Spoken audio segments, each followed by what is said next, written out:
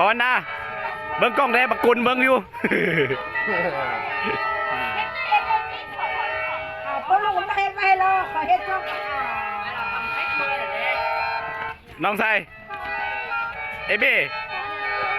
มันเป็นพิธีไหมอย่างนี้เราลองอธิบายจักเลยดูวันนี้ว่าเป็นพิธีทรงเผ่าของทรงเผ่าลาหูปีหนึ่งอาจจะมีเทื่อหนึ่งเนาะมันเป็นเทศกาลปีใหม่เทศกาลปีใหม่ของทรงเผ่าลาหูเนาะปีหนึ่งอาจจะมีเทื่อหนึ่งแล้วก็แบบว่าพิธีนี้พิธีที่สำคัญที่สุดเพราะว่าเวลาเครื่องแต่ละคนต้องได้มานะบ่มาเพราะอะไรมันเป็นฮิตของประเพณีที่แบบว่าทรงเผ่าลาหูเฮาเคยถือกันมาเนี่ยคือต้องขอโทษขออภัยทุกคนเนอะเพราะว่าบ่ได้ตั้งใจมาไทยแล้วก็ถ้าบ่ได้เอากล้องมาเนาะนี่เอากล้องโทรศัพท์ไทยทุกคนคือภาพที่เห็นตัวนี้มันคือข้าวป่าทุกคน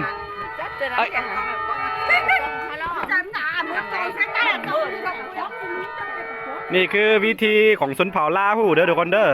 น่าจะเป็นเทศกาลปีใหม่เนาะอย่างที่บอกไปเราต้องขอโทษขออภัยเพราะว่าวันนี้เราบ่ได้เอากล้องมาแบบกระทันหันแล้วก็เลยเอากล้องโทรศัพท์ไทยทุกคน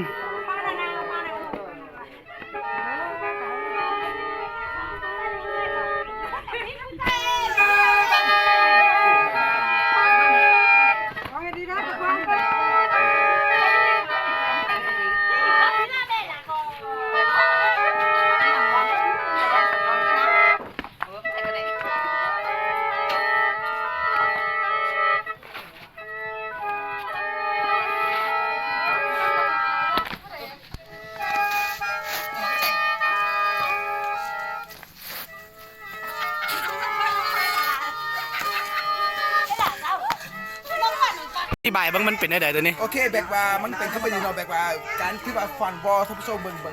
คือแบบฟันบอลเนาะอันนี้เขาว่าฟันบอลหรือว่าฟันวอเนาะฟันบอลหรือว่าแบบเอ็กซี่คนใดเป็นคนทรงเผ่าลาหูแล้วเขาว่านะเขาว่านะเขาก็ได้แบบที่กาคิไหมฮะกาคิครับแบบว่ากาคิเนาะแบบว่าแบบทรงเผ่าลาหูแบบว่าอยู่สหรัฐบอลอยู่อเมริกาบอลแบบบางคนที่ว่า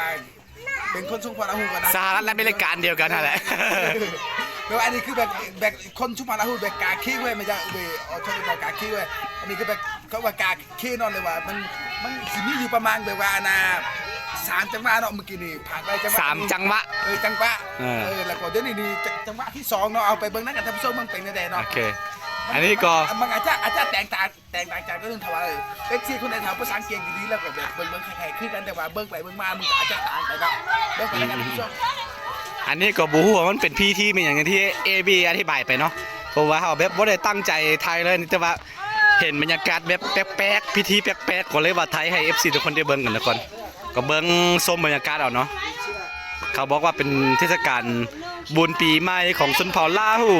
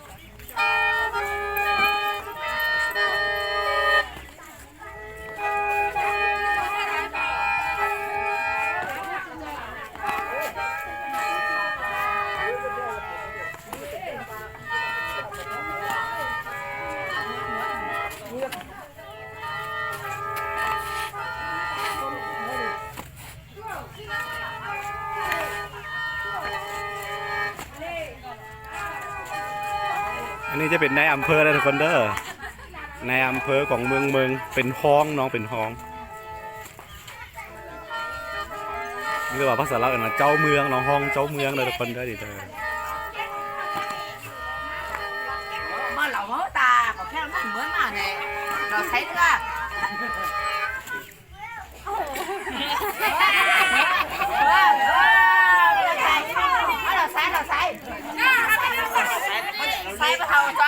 แล้วแหละ อดีตถือว่าดาแนวดาจังหวะที่สองพังไปนะพี่โจเนาะ อันนี้จังหวะที่สองยังอีกจังหวะหนึ่ง จังหวะหนึ่งเนาะถือว่าจังหวะสุดท้ายเนาะ tê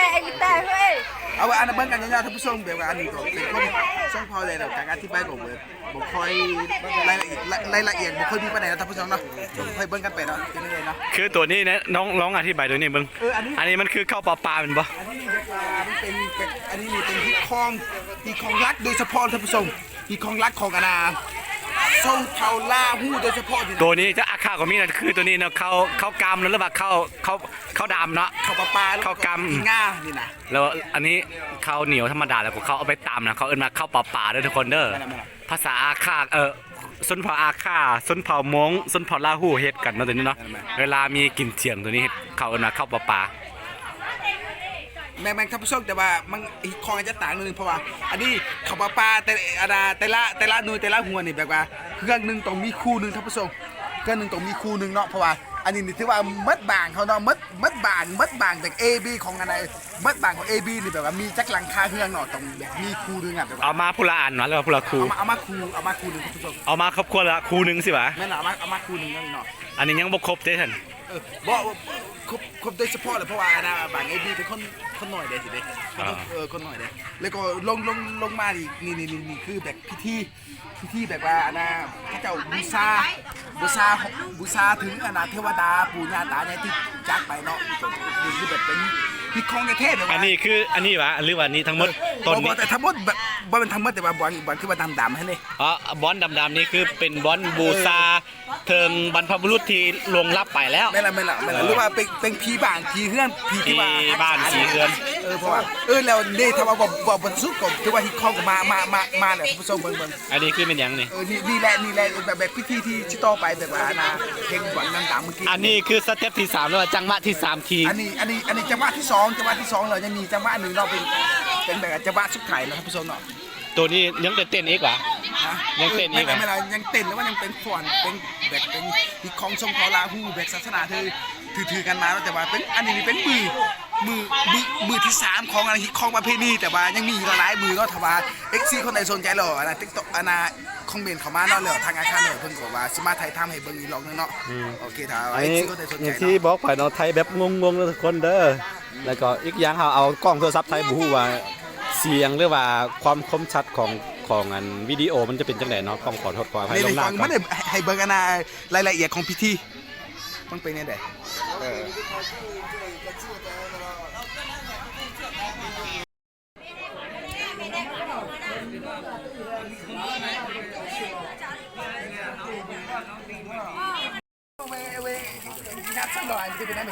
โอเคท่านผู้ชมนี่ก็คือแบบการนะเขาจะฝังวอหลังจากที่ฝังวอแบบเทียกใส่ภาษาเล่าคือว่าหมาบอเนาะแต่ว่าแบบอันนี้พวกเทียกถือว่าที่คลองประเพณีแบบว่าเขาคือให้มาเนาะแบบว่าหลังจากที่เขาจะฝันมาแล้วเขาก็จะได้หลานนี่ไม่เข้ามาล้างจากที่ฟ้อนไปสเต็ปที่2หรือว่าจังหวะที่2แล้วเขาต้องล้างมือเอาน้ำสะอาดล้างมือออกแบบนี้เนาะข้อหมายของมันคือในใด ถือว่าเขาต้องชื่อได้ลางไงนะคนเฒ่าคนแก่ที่ว่าเขาจะนักถือมาแต่สมัยบูห้างหรือสมัยปู่ย่าตายาย คนนมคนสาวต้องล้างให้คนเฒ่าคนแก่นบ่มันเป็น หลังจากที่ล้างมือท่านผู้ชมเบิ่งไปทางเบื้องขวา หลังจากที่เขาล้างแล้วก็มันเป็นคือมันเป็นพิธีมาได้ได้มา พิธีแบบว่าแบบนักถือมาหลายๆสมัยแล้วท่านผู้ชมไปเขาลองเข้าไปเบิ่งกัน 1 2 3 โอเคเอาอานาหลังจากที่ว่าเขาล้างมือแล้วเขาอานาเขาไปเบิ่งเนาะว่าเป็นพิธีของส่งเผาลาหูมังเป็นเนี่ยเราเป็นอันนี้เป็นพิธีที่2เนาะแบบพิธีที่1เขามาบ่ทันแม่นบ่เนาะเขาไปเบิ่งพิธีที่2ว่าแบบว่าพิธีเขาเฮ็ดแนวไหนเนาะไปเบิ่งนักอะไรท่านผู้ชมไปเลยไป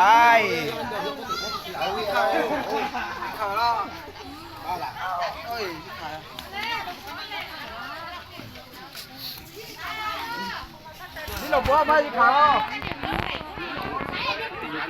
Pagoma que quiera, se tiene. Chomea, ya no le. No, ala, oye, ala, no. No, aquí ya no. Lagi đi dạo đi ha.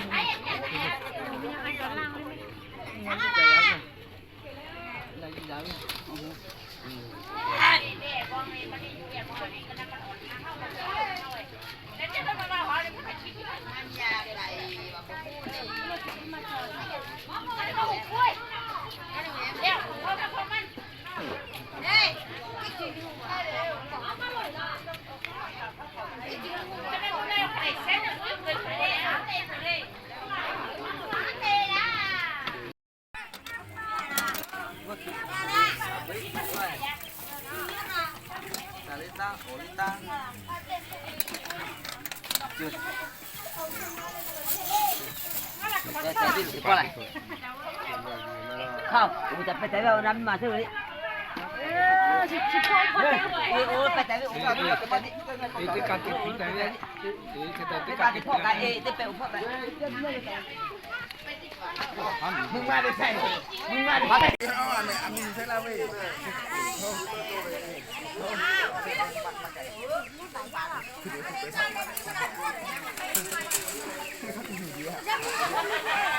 Xíu bỏ vào là sẽ bỏ vào.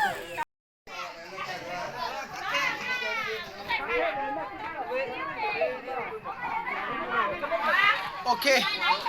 ท่านผู้ชมนี่ก็คือแบบเป็นพิธีแบบว่า